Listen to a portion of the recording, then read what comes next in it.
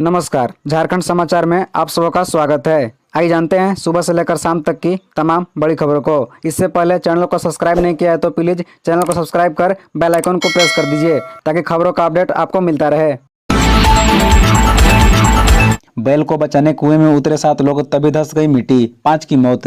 बता दें कि झारखंड की राजधानी रांची से 70 किलोमीटर दूर सिली प्रखंड के मुरी ओपी क्षेत्र में कुएं की मिट्टी धंसने से 5 लोगों की मौत हो गई। घटना के संबंध में मिली जानकारी के मुताबिक कुएं में एक बैल गिर गया था। उसे बचाने के लिए 7 लोग कुएं में उतरे थे, तभी ऊपर से मिट्टी धंस गई और सभी लोग उसमें दब गए। ग्रामीणों ने 2 लोगों को सुरक्षित निकाल लिया, लेकिन 5 अन्य लोगों की मौत हो गई।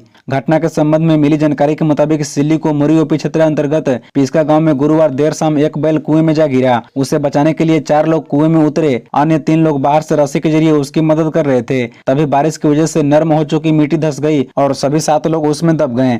स्थानीय ग्रामीणों ने आनन फानन में 2 लोगों को तो निकाल लिया, लेकिन अन्य 5 लोगों की दम घुटने से मौत हो गई। ग्रामीणों ने उक्त घटना की सूचना पुलिस को दी। बाबूलाल ने सोरेन परिवार पर बोला हमला, कहा नाम बदलकर लूटी आदिवासी जमीन। बता दें कि भाजपा प्रदेश अध्यक्ष बाबूलाल मरांडी ने झारखंड को भ्रष्टाचार व परिवारवाद से मुक्त करने के लिए हेमंत सोरेन की सरकार को उखाड़ फेंकने का आह्वान किया है। उन्होंने कहा कि पूरे राज्य में इस समय अराजकता की स्थिति बनी हुई है, कानून व्यवस्था चौपट है, आम जनता की सुनने वाला कोई नहीं है। उन्होंने राज्य में सुशासन के लिए आम जनता से भाजपा का साथ देने की अपील की है। वे संकल्प यात्रा के क्रम में गुरुवार को बरहेट व बोरियो में जनसभा को संबोधित कर रहे थे। पूर्व मुख्यमंत्री बाबूलाल मरांडी ने कहा कि हेमंत सोरेन की सरकार ने इस राज्य को लूटा है, बर्बाद किया है। प्रधानमंत्री कहते हैं कि वंशवाद को मिटाना है। सोरेन परिवार ने नाम बदलकर यहाँ की जमीन लूटा है। उन्होंने आरोप लगाया है कि हेमंत सोरेन के कार्यकाल में सबसे अधिक आदिवासियों को ठगा गया है, उनकी जमीन लूटी गई है, उन्हें हक से वंचित किया गया है। उन्होंने कहा कि अब समय आ गया है हेमंत सोरेन सरकार को उखाड़ फेंकने का। उन्होंने कहा कि भाजपा ही राज्य में सुशासन ला सकती है। अवैध खनन की जांच नहीं चाहता विजय हांसदा, हाईकोर्ट ने जताया शक।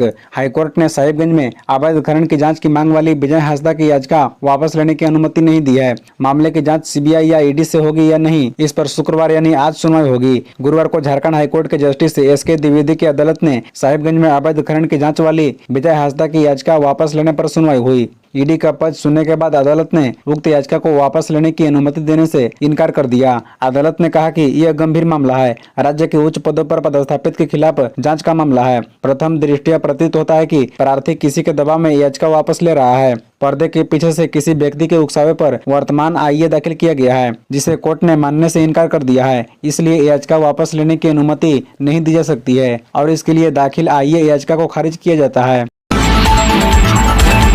ईडी सीबीआई से डरा रही बीजेपी, मैं जेल जाने से नहीं डरता, डुमरी में गरजे सीएम हेमंत।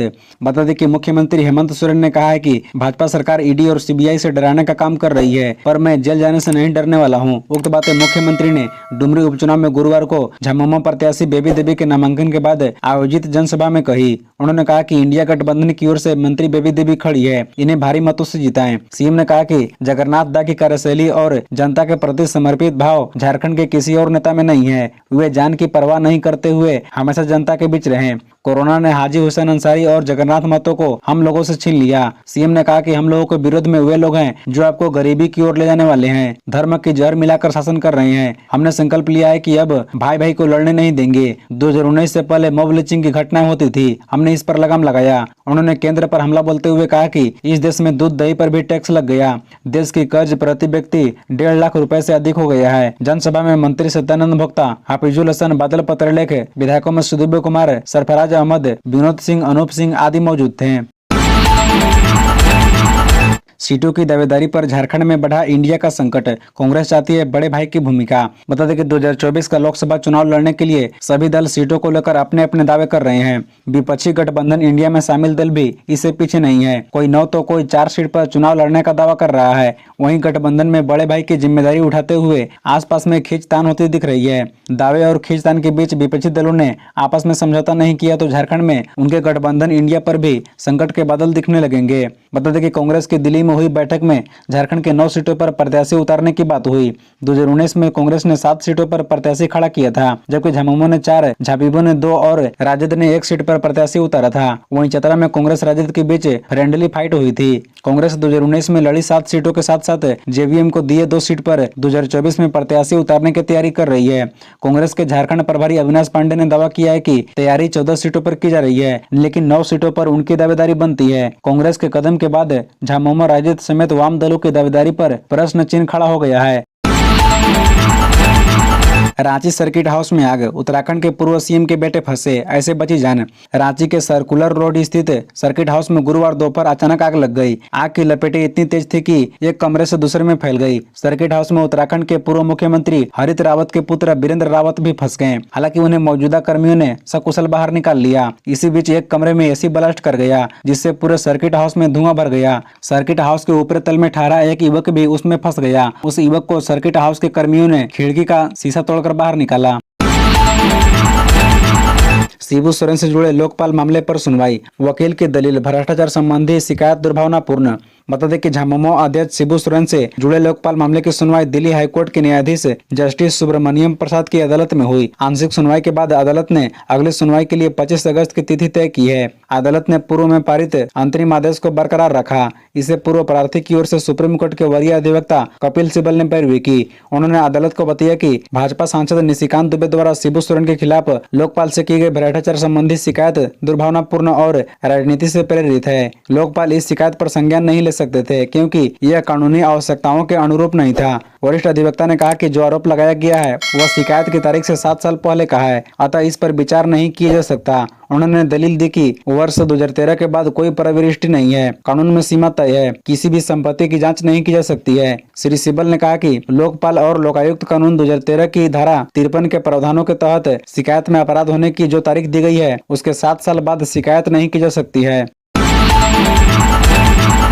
झरिया थाना के पास भिड़े 2 पक्ष, पत्थरबाजी, लाठीचार्ज कर पुलिस ने सबको खदेड़ा। तिरंगा यात्रा के दौरान एक धार्मिक स्थल के निकट नारेबाजी का वीडियो वायरल होने के बाद गुरुवार को झरिया का माहौल काफी गर्म रहा। इसके लेकर गुरुवार को झरिया थाना में प्रभारी एसएसपी प्रियदेश आलोक की मौजूदगी में शांति समिति की बैठक हो रही थी। इसी दौरान थाना गेट के समीप 2 पक्ष भिड़ गए। इस पर पुलिस ने सभी को बलपूर्वक खदेड़ दिया। इसके बाद थाना मोड़ के समीप झरिया सिंदरी मुख्य मार्ग पर एक पक्ष ने पत्थरबाजी शुरू कर दी। यह देख वहां पुलिस पहुंची तो सभी भाग गए। पुलिस ने इस दौरान 4 युवकों को हिरासत में लिया है। पत्थरबाजी से कुणाल साहू व गौतम मोदक चोटिल हो गए। वीडियो वायरल करने के आरोपी 7 युवकों को निजी मुचलके पर छोड़ दिया गया। सारठ में फास्ट फूड खाने से 60 लोग बीमार, खोरटा गायक सतीश का था प्रोग्राम। बता दें कि देवघर के सारठ बावरी टोला में गुरुवार देर रात चाट चाउमीन खाने से 60 लोग बीमार पड़ गए। इनमें बच्चे, महिलाएं व वृद्ध भी शामिल है। बीमार बच्चों को आनंद फनन में इलाज के लिए सारठ सीएचसी पहुंचाया गया। चिकित्सक डॉक्टर सोनू आनंद, डॉक्टर जितेंद्र तिवारी और स्वास्थ्य कर्मी ने सभी को भर्ती कर प्राथमिक उपचार किया। दरअसल सारठ बावरी टोला में मनसा पूजा को लेकर गुरुवार देर रात सतीश का प्रोग्राम आयोजित था। इस दौरान फास्ट फूड की दुकानें भी लगाई गई थी। इनमें से एक दुकान से चाट और चाउमीन खाने के कुछ देर बाद बच्चे बीमार हो गए, जिन्हें अस्पताल लाया गया। घटना की सूचना पाकर सारठ थाना प्रभारी शैलेश कुमार, एएसआई विशंबर विश्वकर्मा एजीसी पहुंचे और घटना की जानकारी ली। डॉक्टर सोनू आनंद ने कहा कि फास्ट फूड पॉइजनिंग का मामला है, सभी का इलाज किया जा रहा है। देवघर के 25,000 राशन कार्ड धारी नहीं ले रहे हैं अनाज, डीसी ने दिए जांच के आदेश। पीडीएस एक्ट के तहत होगी कार्रवाई। दरअसल देवघर जिले में करीब 25,000 राशन कार्ड धारी परिवार ऐसे हैं जो कि 6 महीने से लेकर 3 साल से अधिक समय से अनाज का उठाव नहीं कर रहे हैं। इसका खुलासा आपूर्ति विभाग की समीक्षा बैठक के दौरान हुई। विभाग के अनुसार इस श्रेणी में राष्ट्रीय खाद्य सुरक्षा व राज्य खाद्य सुरक्षा योजना से जुड़े ग्रीन राशन कार्ड धारी परिवार भी शामिल है। इसे लेकर अब पूरे मामले की जाँच कराई जाएगी। इस संबंध में डीसी विशाल सागर ने आदेश जारी किया है। डीसी ने कहा है कि आखिर ये लोग अनाज का उठाव क्यों नहीं कर रहे हैं? ऐसे में इतनी बड़ी वैकेंसी बिना कारण के भरे होने का क्या मतलब है? इसकी जांच कर रिपोर्ट देने के लिए कहा। हाई रिस्क इलाके में लोगों को जल्द दूसरी जगह बनाएं, उपायुक्त ने दिया निर्देश। दरअसल आपको बता दें कि झरिया पुनर्वास एवं विकास प्राधिकार की समीक्षा बैठक गुरुवार को समाहरणालय सभागार में उपायुक्त अरुण रंजन की अध्यक्षता में हुई। इसमें जेआरडीए के तहत चल रहे सभी विकास कार्य एवं योजनाओं की समीक्षा की गई। उपायुक्त श्री रंजन ने जेआरडीए के अद्यतन स्थिति की जानकारी ली। उन्होंने अधिकारियों व बीसीसीएल के सभी एरिया जीएम से पुनर्वास में आ रही समस्याओं के बारे में पूछा और एक्शन प्लान तैयार करते हुए हर हफ्ते 10 से 15 लोगों को शिफ्ट करने का निर्देश दिया। कहा कि जो भी लोग शिफ्ट नहीं हो रहे हैं उन्हें नोटिस दें। जिन जगहों से लोगों को शिफ्ट किया जा चुका है वहां कोई अवैध निर्माण या अतिक्रमण न होने दें। लीगल टाइटल होल्डर का सत्यापन BCCL व संबंधित CO मिलकर जल्द करे। वहीं जमीन संबंधी मामलों का निपटा कर जितने भी लोगों को आवास आवंटित हुए हैं उन्हें हाई रिस्क साइट से जल्द स्थापित करे। किसके शासनकाल में ज्यादा मॉब लिंचिंग? हेमंत के बयान पर रघुवर दास ने सौंपे आंकड़े। कहा, झारखंड में कानून व्यवस्था चौपट।